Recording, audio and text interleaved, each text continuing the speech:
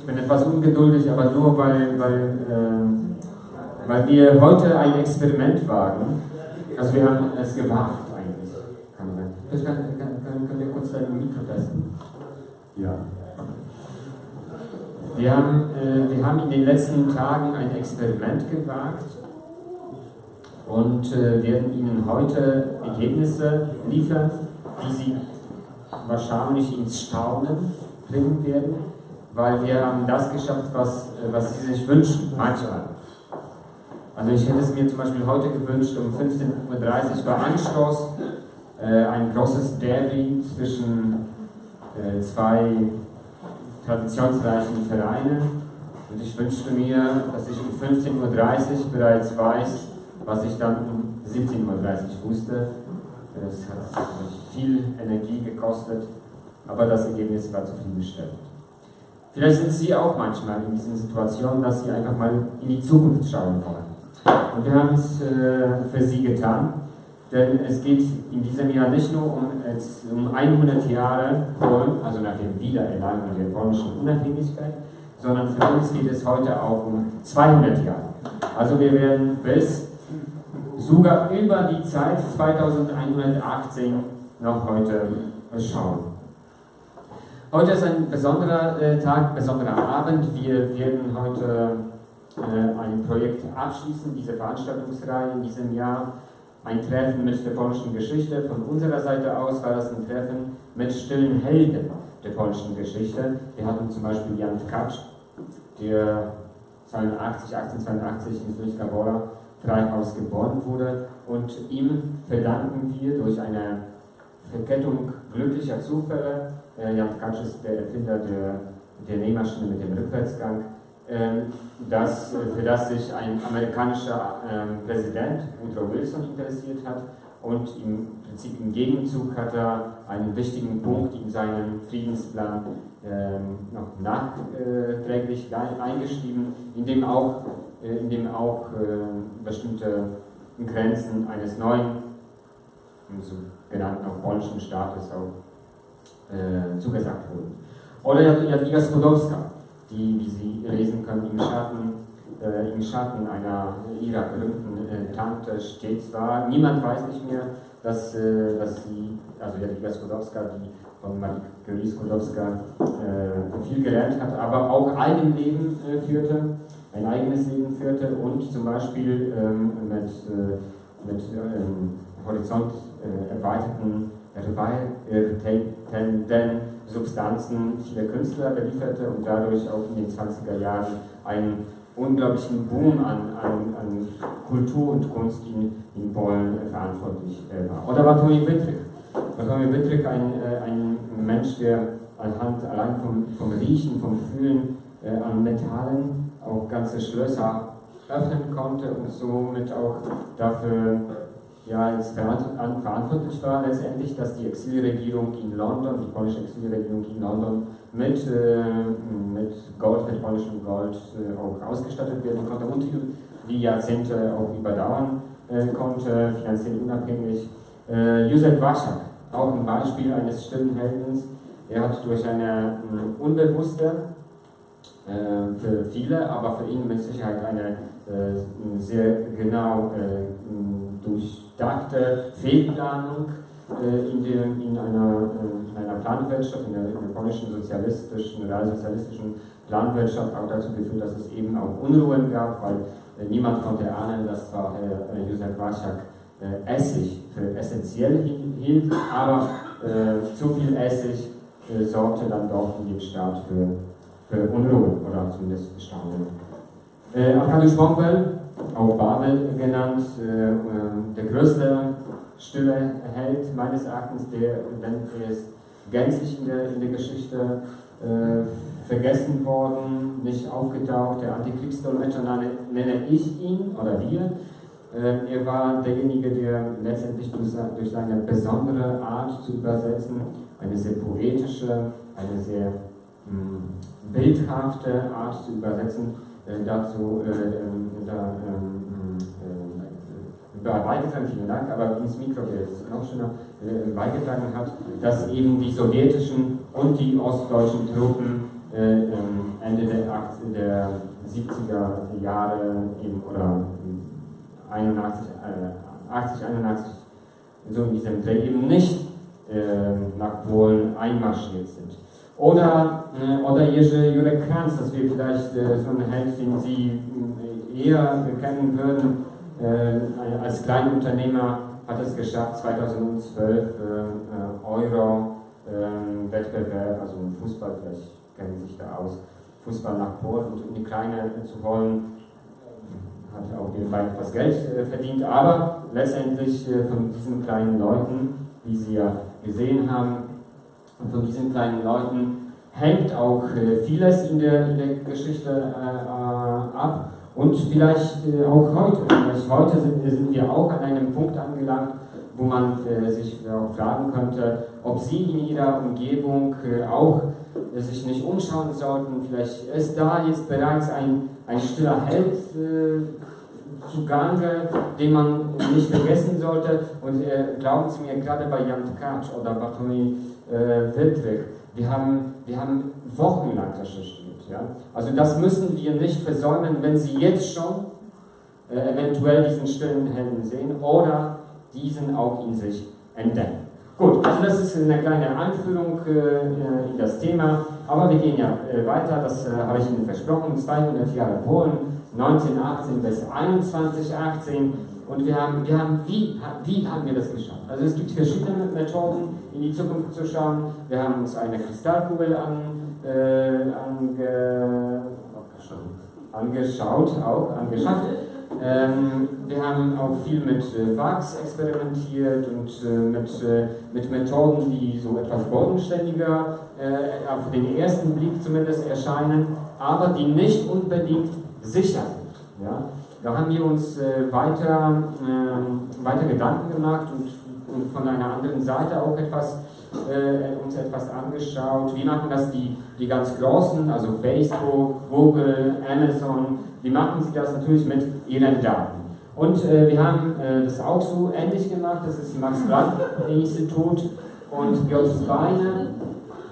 Wir haben uns da steht eben dieser Server, der uns interessiert für Europa, da fließen viele Daten, also auch Ihre Daten fließen da durch und diese schwarzen Kabel, das sind die neuen, das sind die wir dann verlegt haben und die Daten angezeigt haben. Wie viele Kilometer waren das insgesamt? 26.000. 26.000 Kilometer schwarze Kabel, die wir dann verlegt haben in einer Nacht, muss man dazu sagen, zu zweit. Also auch das eine beachtliche Leistung und die angezeigten, vielen Dank, die angezeigten Daten haben wir auch dann entsprechend ausgewertet. Gut, okay. Zu welchem Ergebnis sind wir gekommen? Und jetzt werden Sie den ersten Schock des Abends erleben, aber das ist halt so, die Zukunft ist... nein, im Gegenteil. Sie ist schon sehr verschrieben, würde ich mal sagen, also fortgeschrieben.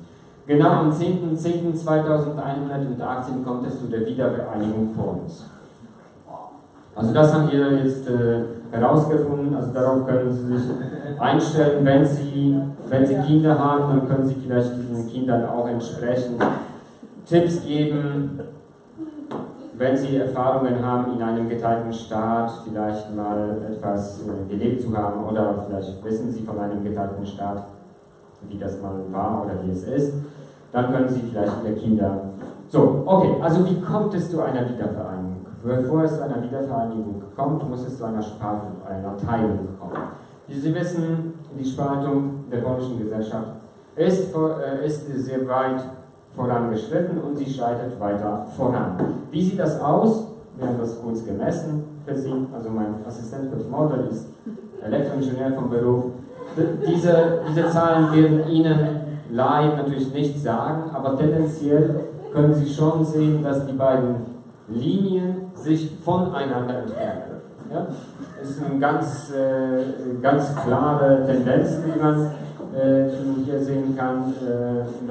Das betrifft die Gesellschaft, aber nicht nur. denn auch in der Politik gibt es Veränderungen. Auch da bilden sich eigentlich nur zwei Lager, zwei politische Lager.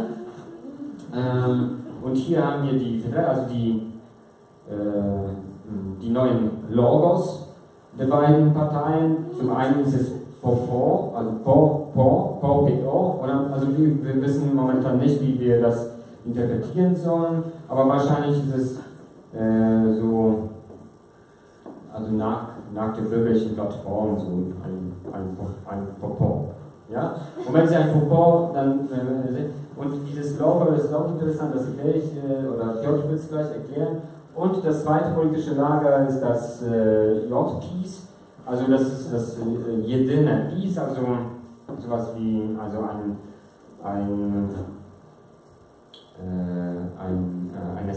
eine Essenz aus dem nationalen polnischen Katholizismus und einer vermeintlichen Gerechtigkeit. Und zu den Logos, zu den Logos. Die Logos haben wir eine gewisse Ähnlichkeit entdeckt mit Computerspielen. Ja, ja. Es wird wahrscheinlich in der Zukunft alles noch mehr vereinfacht. Also die Logos sind sehr einfach, das sind nicht mal 30 Pixel. Ja. Das heißt, die Gesellschaft wird wahrscheinlich noch auf einen Pixel wahrscheinlich irgendwann mal, also auf eine Farbe oder auf ein Quadrat minimiert. Und dementsprechend auch werden auch die Emotionen und dann auch die Auswirkungen sehr klar und sehr scharf definiert. Dennoch fällt es hier etwas auf, meine Damen und Herren, während hier dieses Logo von Popo eher eine offene Darstellung ist, eine offene Form, Symbolik auch ist und die im Prinzip die nicht dazugehörenden dazustoßen können, ja, also sie können sich da reinpassen, also die ersten sehr genau und die Nachzügler ebenso, haben wir hier mit einem Bild einer Geschlossenheit zu tun, das heißt der Eingang ist ersperrt, allerdings, und das ist der Vorteil vielleicht von J-Piece, dass der Ausgang, es gibt einen Hinterausgang. Ja, also es gibt immer einen Ausweg aus der Situation.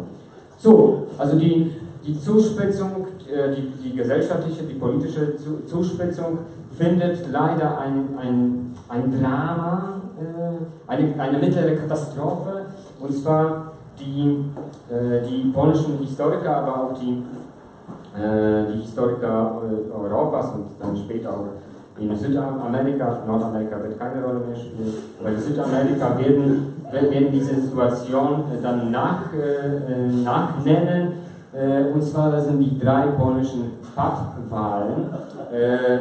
Also diese Wortwahl ist nicht zufällig, also die 3 polnischen Teilungen oder Teilungen Polens, auch hier haben wir 3 Stufen, die von den Historikern so in diesen Worten auch eingeräumt wurden, auch um diese Dramatik der Situation Tribut zu zeigen. Also, wir haben am 26.07.48 die erste Papstwahl. Was bedeutet das? Die beiden Lager bekommen exakt genau 50% Stimmen. 50 für die einen, 50 für die anderen. Okay. Die Wahl ist schwierig, bei 32% Wahlbeteiligung weiß man noch nicht so ganz genau, wo steht dieses Land, also wird es einfach mal so mitgenommen, erstmal die ersten 4 Jahre. Aber 4 Jahre später, am 8.9.2052, kommt es wieder zu einer Wahl, wieder 50%, also wir reden hier nicht von 47,6 und 42,1 und noch etwas, was irgendwie untergetaucht ist oder so, sondern exakt bis auf eine Stimme 50% für die einen, 50% für die anderen.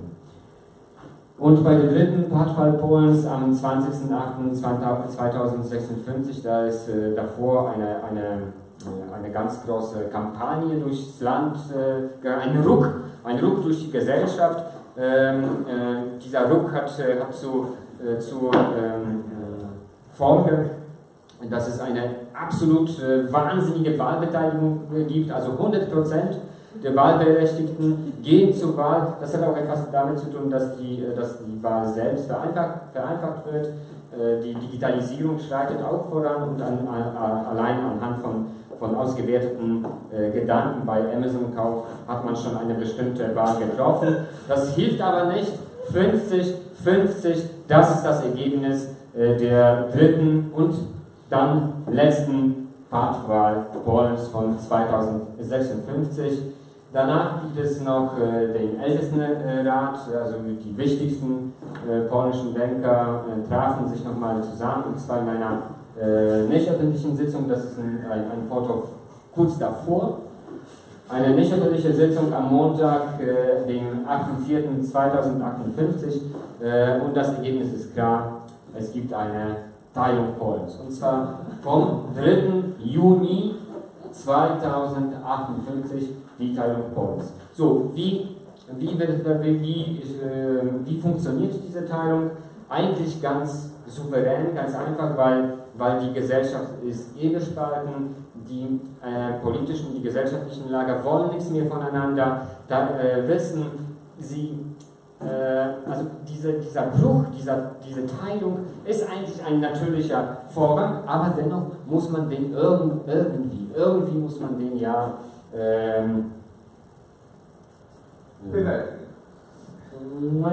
in Form fassen, ja. Und da ist ganz einfach, man hat den 19. Längengrad genommen, das ist der Achsengrad Polens, das heißt also, wenn man hier also auf dem 19. Längengrad einen Strich zieht, kann man die beiden Polenhälften zusammenklappen. Also ungefähr ist das die Hälfte des Landes. Ja? Also wie beim Schmetterling. Beim Schmetterling stellen Sie sich vor, einen Schmetterling, dann ist hier der 19. Längengrad, das ist für jedes Land natürlich anders, aber in Polen ist es halt so. Und dann ist es der Achsengrad und da wurde die Grenze gezogen. Interessanterweise wurde die Grenze gezogen genau durch Katowice. Durch Katowice wird dadurch auch die neue Hauptstadt. Die neue Hauptstadt, es gibt West- und Ost-Katowice, aber wie gesagt, es gibt keine Mauer, es gibt in diesem Sinne keine Grenzen, weil die Leute sich so auseinandergelebt haben, dass sie nichts miteinander zu tun haben. Gut, aber es muss ja noch eine neue Staatsform geben, das ist ja klar. Und entsteht auch zum einen Polska Rzeczpospolita Postępowa. Also ich bin mit dieser Übersetzung nicht glücklich, aber das ist die offizielle der offizielle Name, der dann auch im deutschen Raum, im deutschsprachigen Raum funktionieren wird. FRP, die Fortschrittliche Republik Polen, oder die KRP, die Konservative Republik Polen. Da werden Sie, Herr Lang, wahrscheinlich sagen, nein, also mit Konservatismus hat das nichts zu tun.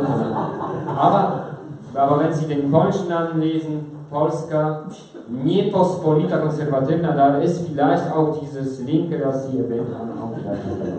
Und nochmal der Hinweis auf die virtuelle Grenze, also es gibt keine Schussanlagen oder so, oder man muss keinen Pass vorzeigen. Also über diese Grenze will keiner durch. Ja?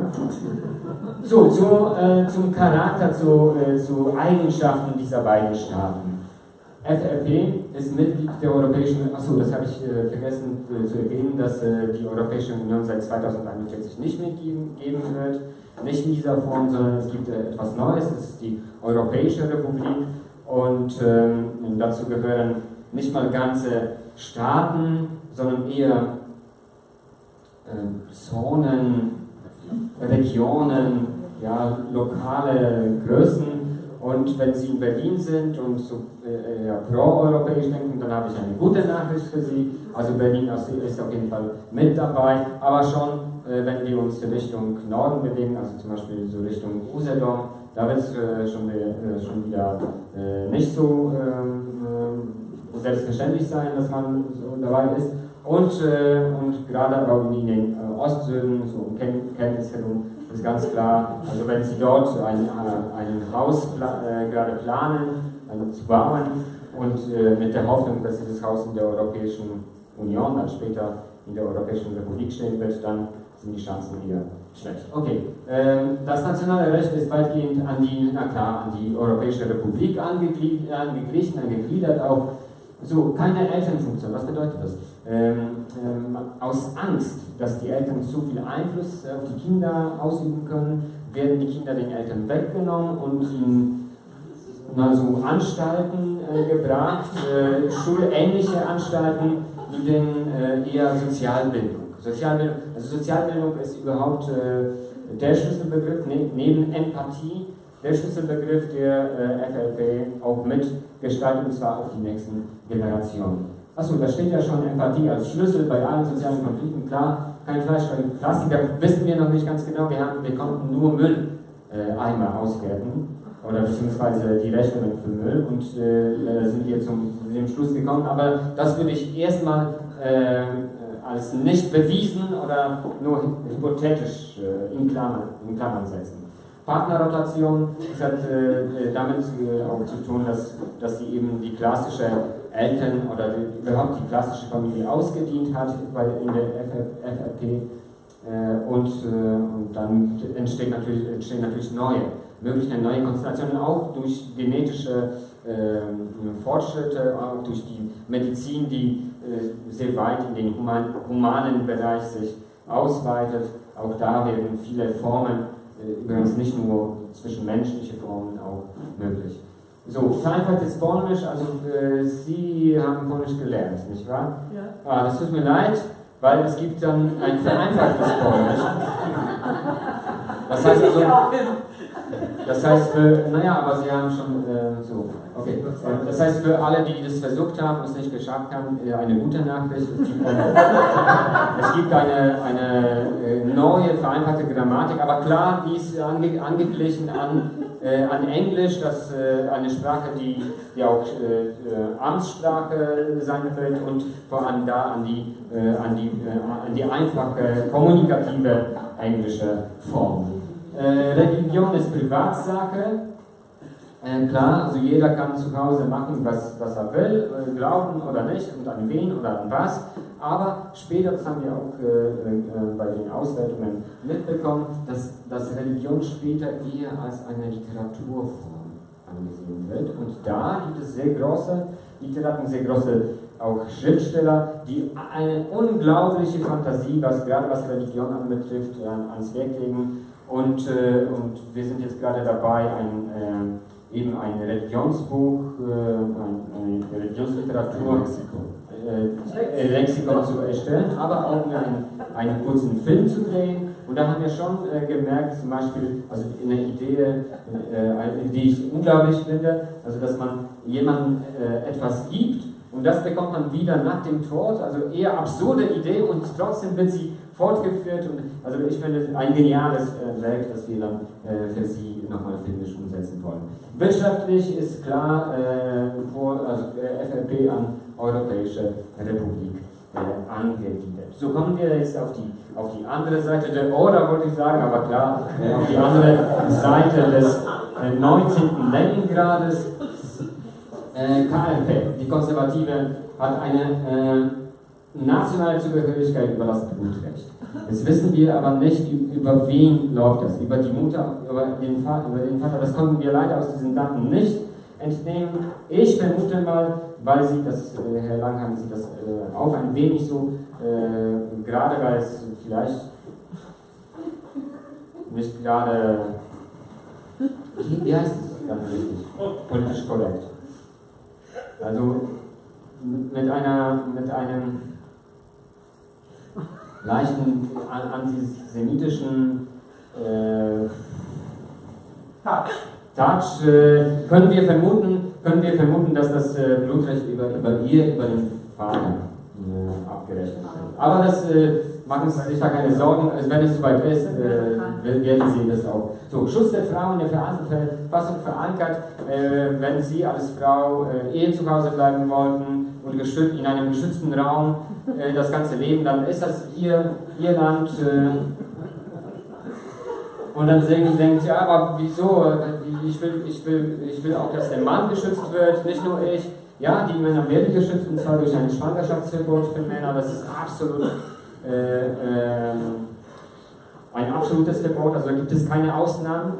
Sie schmunzeln jetzt, aber ich habe das schon mal gesagt, die Medizin entwickelt sich weiter und sehr bald wird es auch Möglichkeiten geben, dass auch Männer eine bestimmte Rolle, auch in diesem Fall einer Schwangerschaft auch übernehmen können. Das ist dann in diesem Staat aber verboten. Also ja, in der Verfassung auch verankert, mit einem kleinen Problem, das was wir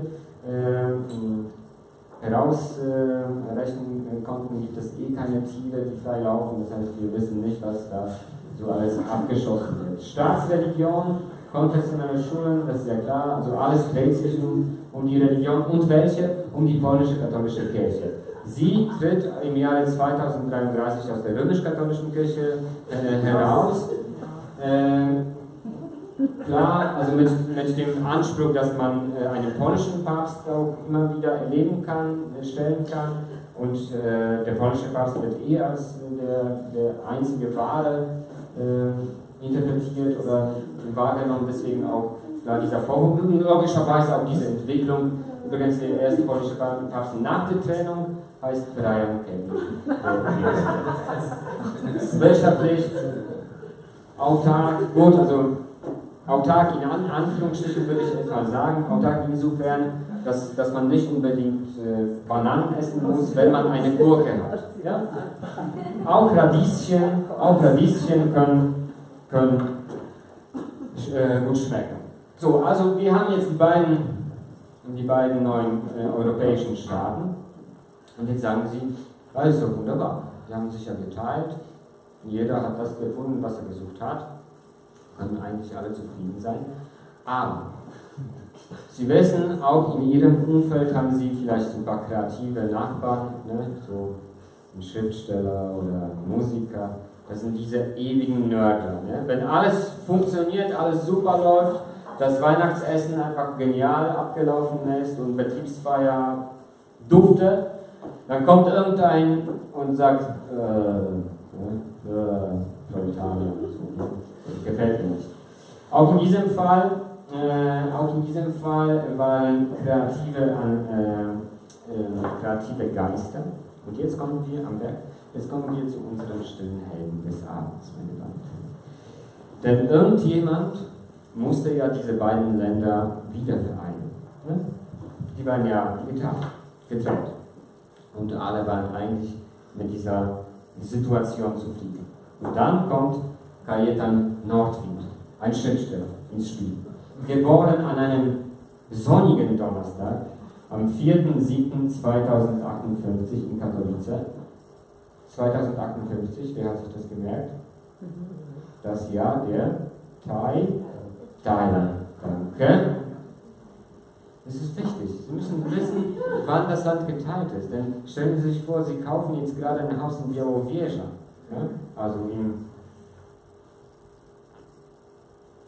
stellen Sie sich vor, im ehemaligen Wald von Białowieża wollen Sie ein Haus bauen. Und dann denken Sie, ach, sollen meine Enkelkinder doch da im Wald rumlaufen. Und, ist ja nichts, ist ja alles hier energetisch autark durch Holzbau. Oder wenn Sie sagen, ich will gleich hier hinter der Grenze im Polakenland Stück Land kaufen, ist ja momentan nicht so wahnsinnig teuer. Und dann stellt sich heraus, dass da so alles anders wird.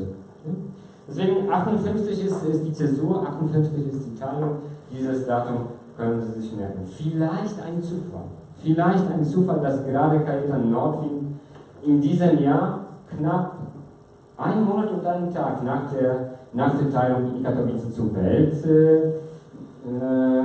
kommt und an einem Sonntag, einem verregneten Sonntag, aber klar, wer steht schon gerne, wenn die Sonne scheint, am 5. November 2152 in Ischia, liegt in Peru. Dazu kommen wir noch. Okay, aber geboren in Katowice, das ist Katowice so um 2060, futuristisch, was fällt auf? Keine Autos. Ne? Also wir blicken in eine Zukunft, die eine andere Mobilität voraussetzt als wir sie kennen. Das ist erstmal, das kann man ganz klar an diesem also Reste von Straßen, also Reste von dieser Entwicklung haben wir noch, aber so. Und jetzt durch diese Stadt führt dieser 19. Längengrad durch. Also eine neue Grenzbildung ist eigentlich einfach und dennoch, wie Sie hier, ist jemand von Ihnen Landschaftsbauer oder sowas? So, also wir können das nur halbwegs deuten, aber ich glaube, mit dieser Grenzziehung war es gar nicht so einfach. Und dennoch haben es die Katowicer es geschafft. Das ist die Wohnung von Kajetan Nordwind. Und da sehen Sie schon, dass es hier eine Nord-Süd-Achse durch diese Wohnung verläuft, also 90 Grad, dieser Achsengrad, Längengrad. Und da sehen Sie an diesen Lichtern, das ist die angedeutete Grenze. Also im Prinzip hat er sich auf dieser Seite der Wohnung illegal aufgehalten. Aber das sind die Polen, so wissen Sie, die Polen können mit solchen Situationen eigentlich ganz gut umgehen. Also wenn etwas dieses Volk, diese Nation ausmacht, dann eben, dass man auch in einem Spagat noch einen Handstand schafft. So, dann gehen wir weiter. Das ist dann Katowice Ost, wie Sie sofort erkennen. So ungefähr wohnt man dann um 2060. So, und vielleicht noch ein kleiner Hinweis für Sie, aber das kann man sich denken.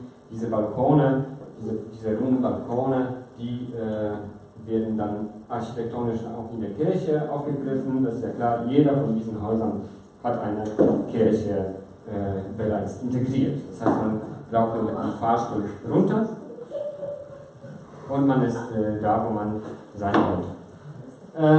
Das ist dann City West, würde ich mal sagen, Katowice West. Auch hier fällt es auf, keine Autos.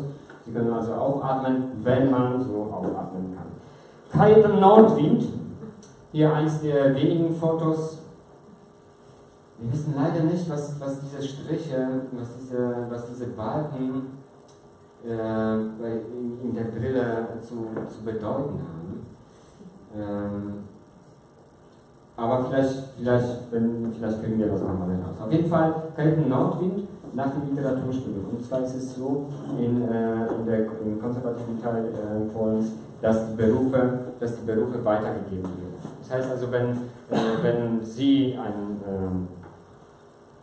Schaffner sind, dann ist das Kind auch ein Schaffner.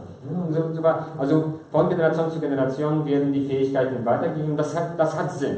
Das hat natürlich Sinn, weil bestimmtes Wissen man nicht nur in der Schule, sondern auch in der Familie wirkt, am Tisch, am Esstisch oder so. Und deswegen versucht man eben dieses Wissen so gut wie möglich weiterzugeben. Und vielleicht ist die Brille auch so ein Zeichen. Auf jeden Fall haben wir Albert Nordwind ausfindig gemacht. Auch er war ein Schriftsteller, allerdings 150 Jahre zuvor. Und auch hier fällt es auf, dass er die Brille hat. Und wenn Sie nochmal diesen Blick, diesen Schriftstellerblick vergleichen vielleicht, dann fällt es schon auf, dass er eben diese Linie fortsetzt. Ja, also ein Schriftsteller, vielleicht kein Schriftsteller mit Talent, aber mit einer Abstammung. Okay, Universität Katowice, hier hat er gelernt, futuristisch, auch hier fällt es auf, dass die Autos eher Mangelware sind. Er hat versucht, sich auch in der Kirche etwas stark zu machen.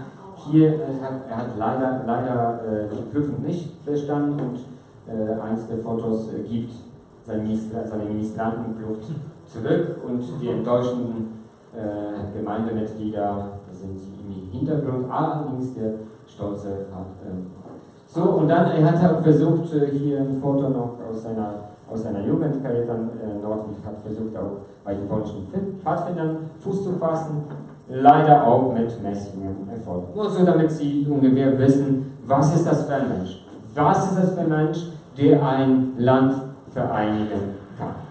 So, Seine erste Arbeitsstelle, Sie wissen nicht, alle Schriftsteller können einfach so von ihren Werken leben. Das heißt also, die meisten Schriftsteller in der KfW werden irgendwo untergebracht. Das ist die Bibliothek, die Universitätsbibliothek übrigens, in der er seine erste Arbeit aufnimmt. Das ist seine zweite Arbeit, auch da. Die Arbeitskollegen berichten, er soll sich wenig engagiert haben, deswegen wurde er versetzt, danke. Ist dein Mikro an? Ja. Zwangsversetzt, vielen Dank. Applaus für meine Assistenten. Danke. Also in eine etwas kleinere Bibliothek und dann die Vorendstation war das Archiv und dann hier sein Arbeitskollege Anton Kranz, der eben diese Maschine bedient, zusammen mit Kajetan Nordwind. Kajetan Nordwind, kennen Sie diese Vorrichtung? Da werden Bakterien getötet. Nein, egal. Also keine schöne Arbeit, aber es ist eine Arbeit. Ja? Nichtsdestotrotz begleitet Kajetan Nordwind natürlich ein Burnout, also er hat bis dato gar kein Buch geschrieben. Ja? Also er ist ein Schriftsteller ohne Buch. Stellen Sie sich vor, Sie sind ein Fußballer ohne Fuß. Ja? Also am Knie ist eigentlich noch alles okay und ab dem Knie runter tote Hose. So fühlt er sich, Kajetan Nordwind. Und dennoch bekommt er 2122 für seinen Wiedervereinigungsroman Stolz und Scham den Literaturnobelpreis. Auch wir haben gestaunt, auch wir haben uns gewundert, auch wir haben uns Fragen gestellt, wie kommt das? Nie ein Buch geschrieben und sofort Nobelpreisträger? Und dann haben wir in diesen angezapften Daten auch ein Interview mit ihm gesehen. Und dieses Interview klärt wirklich vieles auf. Und ich würde Ihnen dieses Interview gerne vorspielen, aber... Soll ich? Mein Assistent war etwas dagegen, weil sind leider Fakten, die auch schmerzen. Geht das jetzt? Ja, das geht. Okay, gut. Also dann Bühne frei im Prinzip. Oder Mats ab, wie man sagt.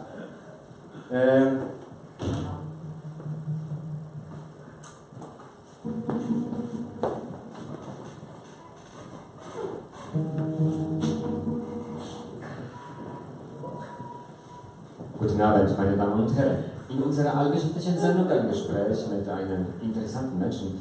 Heute zu Gast bei mir, aber natürlich auch dank den neuesten Übertragungstechniken, auch bei Ihnen zu Hause, der polnische Schriftsteller und der Held der polnischen Wiedervereinigung aus dem Jahre 2118, Kajetan Nordwind. Guten Abend.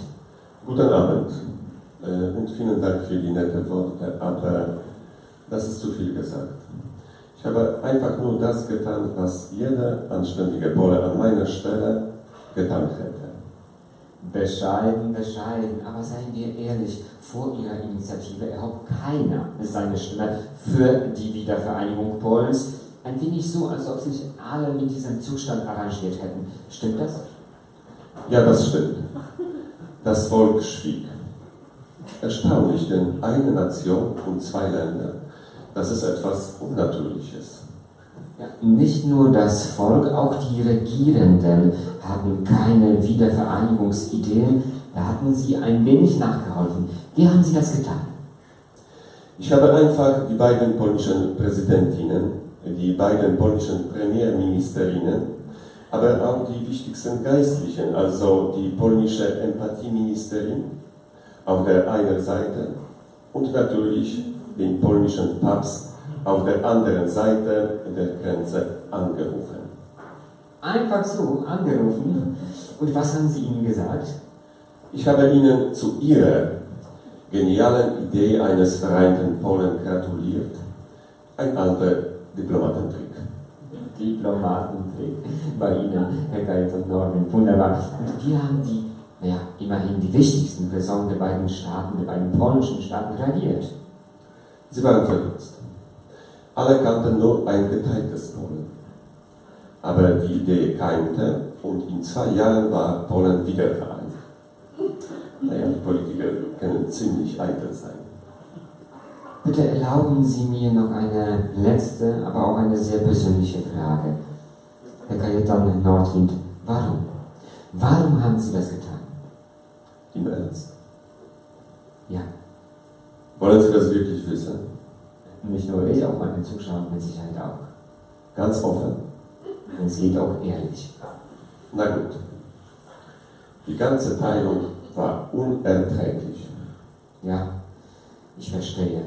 Ein geteiltes Land, aber ein gemeinsames Leid. Nein, unerträglich langweilig. Ich bin ein gelernter Schriftsteller. Und statt zu schreiben, starrte ich auf ein leeres Blatt Papier. 13 Jahre lang. Oh, ein Burnout? Ja. Und noch eine Midlife-Krise dazu. Bei meinem 40. Geburtstag im Jahre 2108 wusste ich, dass ich etwas ändern muss. Diät und Sport etwa? Ach wo, doch nicht bei mir selbst. Ich habe die Welt um mich verändert, Polen vereint, den spannenden Wiedervereinigungsprozess und seine Wirkungen in einem Roman Stolz und Scham niedergeschrieben. Übrigens ein tolles Werk. Danke. Für meinen Wiedervereinigungsroman Stolz und Scham habe ich dann im Jahre 2122 den Nobelpreis für klassische Digitalliteratur bekommen. Und mit diesem positiven Akzent verabschiede ich mich von Ihnen, Herr Kajetan Nordwind. Vielen Dank für das interessante Gespräch. Bitte, bitte. Und auch vielen Dank an Sie. Schalten Sie wieder ein, wenn es heißt, ein Gespräch mit einem interessanten Menschen nächste Woche ungefähr um die gleiche Zeit. Und bis dahin sage ich einfach mal ciao, ciao und baba.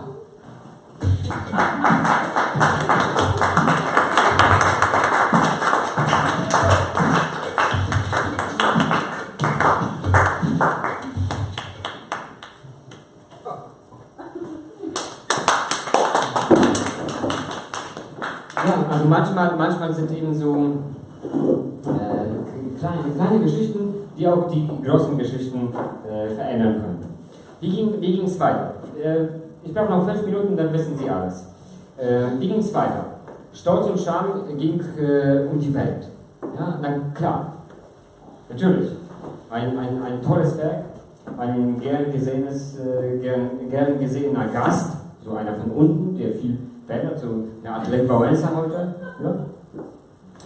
Und so kommt eine zum anderen. Hier übrigens Kajetan Nordwind in Honduras, glaube ich. Das ist Oldenburg. In Oldenburg. Aber Oldenburg in Oldenburg? Okay, Oldenburg in Oldenburg. Diese Tour 2124 ist legendär und hat viel bewegt.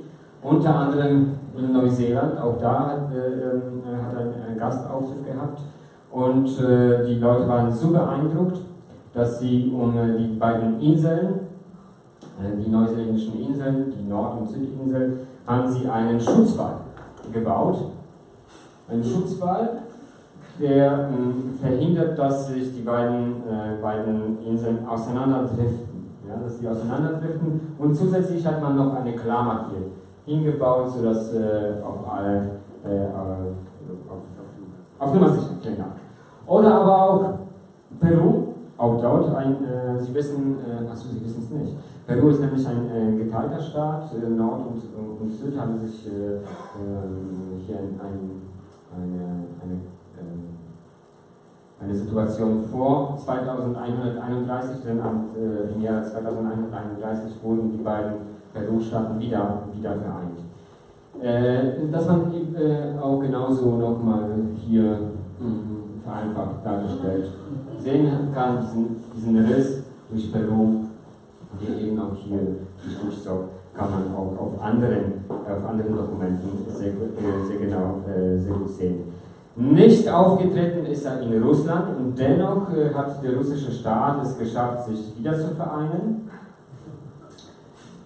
Und zwar im Jahre 2007 nicht bald. Ja, aber Polen ist ja noch nicht weit. Ja, Polen ist noch nicht bald.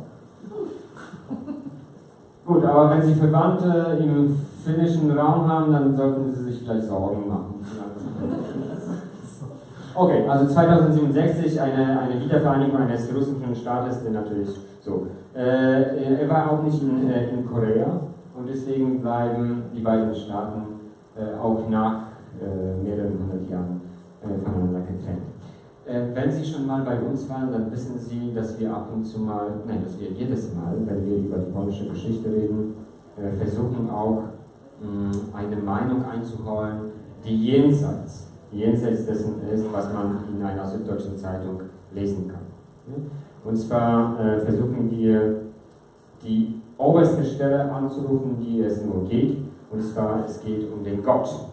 Anruf beim Gott, und auch diesmal hat uns ein Video erreicht, eine Botschaft, die ich Ihnen nicht vorenthalten will.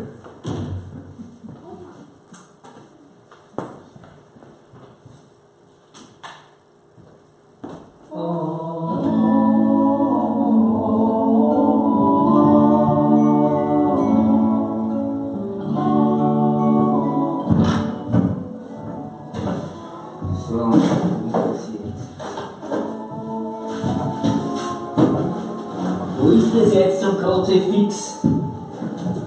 Da.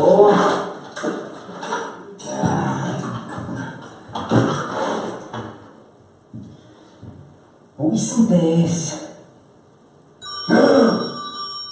Alter, jetzt ruft mich der sogar schon Dachboden an. Ich meine, bin ich eine 24-Stunden-Hotline?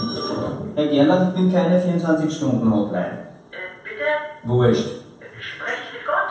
Ja, Gott hier. Ja, grüß Gott. Grüß Gott. Gottfried Gerlach vom Club der polnischen Versager. Ja, Herr Gerlach, was kann ich für Sie tun? Ich habe nicht viel Zeit. Also, wir sitzen hier gerade in größerer Runde im Club und wir sind etwas besorgt. Aha. Ja. Warum? Wie soll ich sagen, also die polnische Gesellschaft ist ja ziemlich gespalten. Und die Politiker scheinen es noch verstärken zu wollen. Ja. Die polnischen Nationalisten feiern ja 100 Jahre Polen als ihren Sieg und Beweis für ihre großen polnischen Ansprüche. Und die rechtskonservative Regierung wird von der Kirche unterstützt, die nicht gerade zur nächsten Liebe aufruft. Und wir fragen uns jetzt, müssen wir uns nicht langsam Sorgen machen um das Land? Also Herr Gerlach, erstens einmal Sorgen machen schadet nie, würde ich jetzt einmal sagen, so aus Erfahrung heraus, also wenn man drauf steht. Ja. Und das Zweite ist, und das habe ich Ihnen schon ein paar Mal gesagt, die Zeit ist ein Freund, Herr Gerlach. Einfach einmal ein bisschen Geduld haben vielleicht, ne? Das wirkt oft Wunder. Naja, Sie haben leicht reden, Sie leben ja ewig, aber unsere Zeit hier ist ja sehr begrenzt. Ja, das ist nicht das Einzige, was bei euch begrenzt ist. Entschuldigung. Ja. Aber ich frage mich halt schon, wie lange es Polen überhaupt noch geben wird. Noch lang. Noch lang. Wirklich? 100 Jahre? Auf jeden Fall. 1000 Jahre? Auch noch. 100.000 Jahre? Ja, auch noch 100.000 Jahre. Ja, warum nicht? Also, wenn ich mir es nicht spontan anders überlege. Ja. 100.000? Ja, warum so überrascht, Herr Gerlach? Naja, ehrlich gesagt hätte ich nicht gedacht, dass es die ganze Erde so lange geben wird. Ach so, die Erde wird es dann eh nicht mehr geben. Nicht? Na, die Erde gibt es dann nicht mehr. Aber Polen schon noch. Polen schon noch, ja? Das verstehe ich nicht, das müssen Sie mir erklären. Also, das können Sie ja nicht wissen. Na, es ist ja so, dass interessanterweise Polen das einzige Land ist, das kurz vor dem Weltuntergang es schaffen wird, sich auf dem Mars anzusiedeln.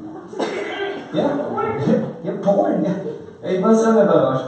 Wieso gerade Polen? Keine Ahnung. Die anderen Länder haben sie irgendwie alle vergeigt. Amerika? Nein. Russland? Die Amerikaner, denen ist ja im entscheidenden Moment das Geld für den Bau des Raumschiffs ausgegangen, weil die haben die ganze Kohle verbraucht für die Mauer, die sie um Amerika herum gebaut haben. Wissen Sie, 40 Meter hoch, 3 Meter breit, das Ganze aus purem Edelstahl, das geht schon ins Geld. Ne? Ja. Nur die Russen, die haben ja sowieso den Vogel abgeschossen. Die haben ein super Raumschiff gebaut, alles tiptop, und kurz vor dem Abflug, müssen Sie sich vorstellen, hat sich der Kapitän derart betrunken, dass er in die falsche Richtung geflogen ist. Und wie er draufgekommen ist und umdreht hat, War schon zu spät, ne? Da ist ihnen dann der Sprit ausgegangen. Ja, bitte, bitte. Was ist eigentlich in Deutschland? Ja, das Raumschiff von den Deutschen ist leider nicht durch den TÜV gekommen. Auch debattiert irgendwie. Aber hätten Sie eine Frage, weil ich müsste uns sonst hier weitermachen. Nein, gut. danke, das war eigentlich schon. Gut. Ja, das freut mich, das freut mich. Und immer daran denken, ne, die Zeit ist ein Freund, Geduld und so weiter. Ja, alles klar. Und wir, Herr Gerlach, wieder. Herr Gerlach. Ja. Apropos, Detail am Rande. Ja. Wissen Sie eigentlich, warum es die Österreicher nicht geschafft haben, sich rechtzeitig auf dem Mars anzusiedeln vor dem Weltuntergang? Nein, warum? Die haben das gar nicht mitgekriegt. Ich hab nicht einmal angefangen zum Raumschiff bauen. Also, die wiederum haben zu viel Geduld gehabt. Ja. Das, verstehst du? Die goldene Mitte. Ja, die goldene Mitte. Ja, genau, die goldene Mitte. Ja, alles klar. Alles klar, ja. Danke Ihnen auch wieder. Die goldene Mitte. So Kruzifix, wo ist das jetzt? Du bist ja eh. Du sagst du nichts. Suche ich die ganze Zeit. Ist der da? Geduld. Ne? Davon können wir 2 ein Lied singen. Ne? Jetzt gehen wir frühstücken, ich habe Hunger. Bur. Die haben nicht einmal angefangen zum Raumschiffbau. Ist ein Wahnsinn. Wirklich. Aber die Polen. Also das muss man nicht lassen. Die Polen, die haben es wieder geschafft. Wie auch immer sie das wieder gemacht haben.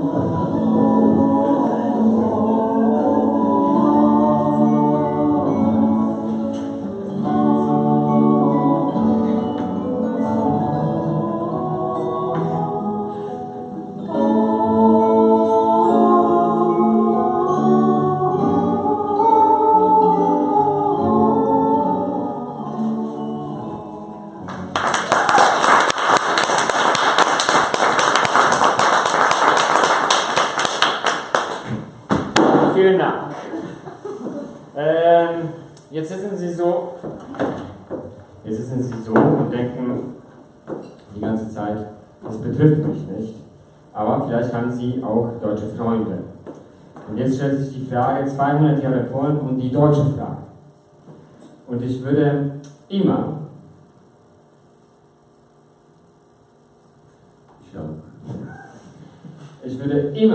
an Ihrer Stelle, an Ihrer deutschen Stelle, würde ich immer auf die Polen schauen, wie vielleicht auf eine